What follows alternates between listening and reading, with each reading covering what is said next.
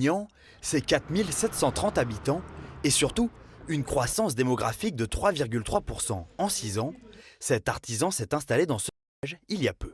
Qualité-prix, on a Toulon pas loin d'ici qui est très cher. La qualité de vie est plutôt médiocre. On regrette rien du tout.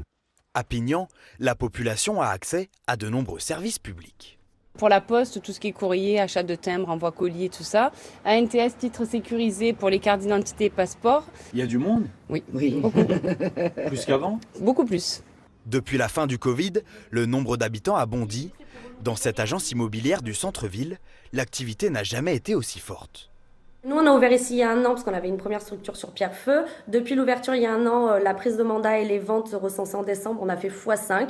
On continue à avoir beaucoup de demandes et de visites sur le secteur que de Pignan. Les gens cherchent à y vivre. Mais pour vivre à Pignan, il faut des logements. Sur ce terrain de 6000 m², il y aura bientôt de nouveaux lotissements.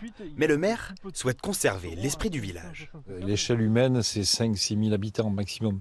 Ça ne peut pas être plus. Donc nous, on tient à ça. Alors en même temps, on veut permettre aussi aux jeunes de venir s'installer à Pignan, parce que c'est vrai que c'est attractif et on est heureux que ce soit comme ça. Mais c'est toute une gymnastique un peu compliquée de concilier les deux.